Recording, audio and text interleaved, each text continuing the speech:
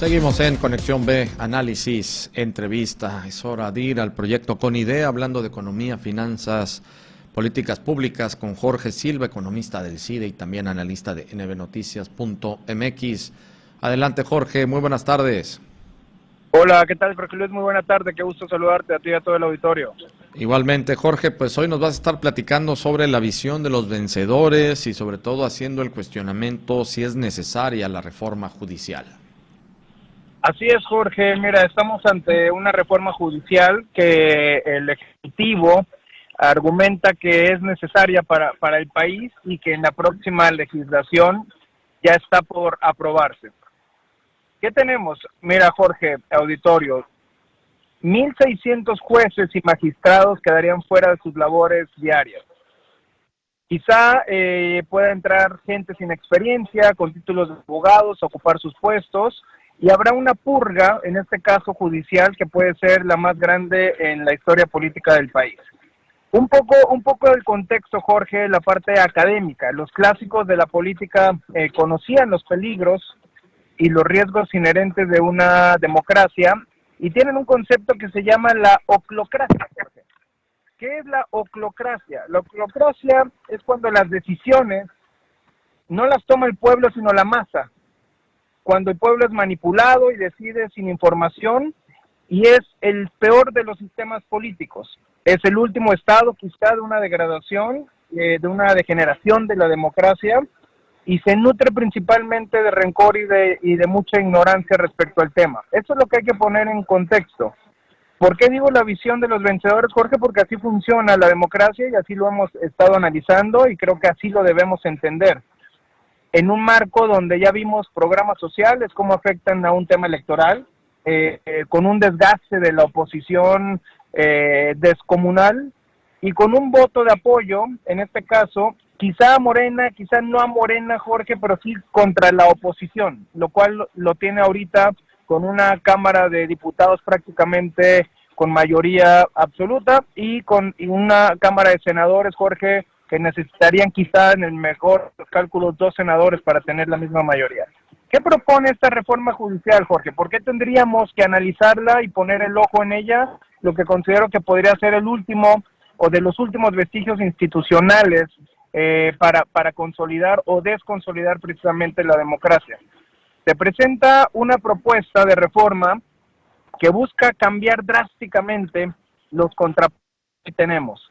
Se cree que es necesaria una elección popular de los jueces, Jorge, lo cual saltan dos puntos. El primero, socavaría mucho la independencia judicial, y el segundo, eliminaría el sistema de carrera judicial que se tiene de los jueces. Nuevamente, Jorge, creo que llevamos 6 años ya analizándolo. Hay cosas perfectibles, no estoy diciendo que el Poder Judicial no sea de ellos, al contrario, hay mucho que corregir, pero nuevamente los cambios vienen de tajo para poner su propia ideología. La Corte, para nuestro auditorio, quizás sea uno de los poderes, Jorge, el Poder Judicial más alejado quizá de nosotros, que casi no se entiende, que no se tiene tanta información al respecto, pero lo que hace es decidir precisamente la constitucionalidad de las leyes, es decir, si las leyes abarcan para todos o son para unos, que por definición tienen que ser para todos, y sobre todo la protección de los derechos.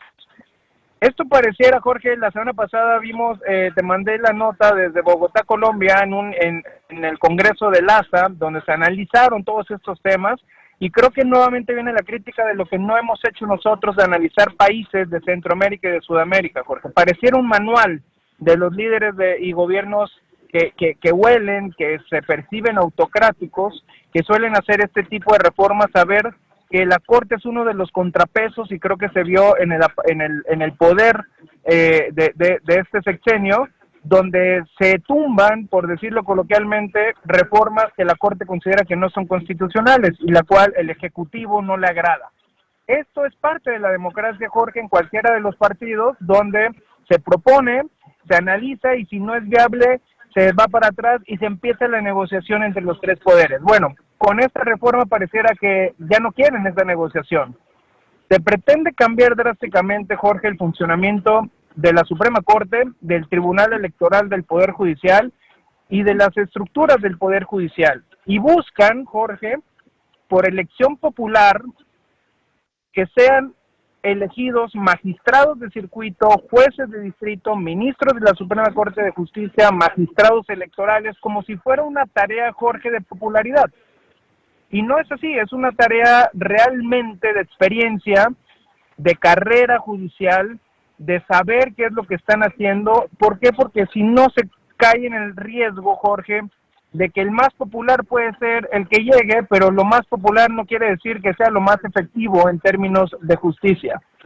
Se politizaría la justicia, sí, mucho, porque entonces, en principios de la democracia tendrías que elegir puestos muy claves para el país en términos de justicia por el aclamo popular, y se pone en riesgo sobre todo, que creo que es lo que hemos estado evidenciando, la separación de los poderes. Hoy te diría, hay un poder ejecutivo dominante, hay un poder legislativo inexistente, Jorge, que creo que aquí la tarea de nosotros como ciudadanos es preguntarles a nuestros nuevos legisladores locales, electos, y federales, electos, Jorge, cuál es su opinión respecto a estas reformas que seguramente aprobarán sin chistar, sin cambiar alguna coma, a partir del 1 de septiembre. Esa es la parte de rendición de cuentas que nos hace falta como sociedad, Jorge. Son figuras, los cuatro, situándonos en un área de Veracruz, Boca del Río, son figuras muy conocidas, Jorge, que las vemos en la calle, en los cafés, y valdría la pena preguntarles a qué se refiere la reforma judicial y cuáles serían las consecuencias de aprobarla o las situaciones a favor de aprobarlas, Jorge. Hoy, nada más para terminar, la reforma judicial, Jorge, no va a reducir la impunidad porque se dejan intactas, Jorge, la fiscalía, es decir, fiscalías, ministerios públicos, policías, no son parte del Poder Judicial, no son parte de esta reforma, Jorge. Creo que es importante tenerlo en claro, porque muchos de nosotros pensamos, sí, hay que cambiar todo lo del Ministerio Público, está perfecto, pero no tiene nada que ver con esta reforma judicial. Todos queremos un sistema eficiente, todos, y creo que votaríamos a favor de, pero creo que hay que matizarlo, Jorge, y no engañar. Hay partes que resaltaría, quizá positivas, de reducir, por ejemplo, los plazos, tanto fiscales a 6 meses como penales a 1 año, pero también otros muy alarmantes como renovar todos los ministros, Jorge, en el 2025, cuando estos hacen una renovación escalonada. ¿Qué tenemos hoy en sí?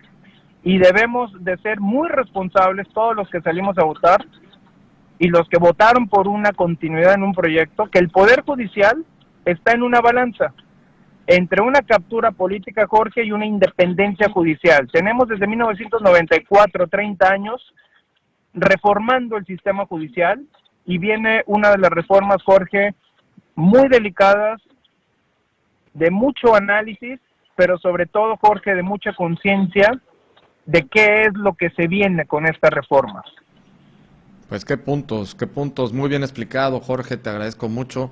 Vamos a estar pues dándole vueltas a esto, por supuesto, escuchando a expertos como es tu caso, y pues ir determinando y que pues en este sentido las autoridades, nuestros nuevos representantes, tomen la mejor decisión que no nos vaya a afectar a los ciudadanos, y sobre todo nosotros también como ciudadanos, pues manifestarnos en torno a lo que sentimos, a lo que pensamos, a lo que creemos y a lo que sabemos, para que nos vaya bien. Creo que hay que buscar el bienestar común, Jorge, pero bueno, pues ya lo iremos analizando poco a poco.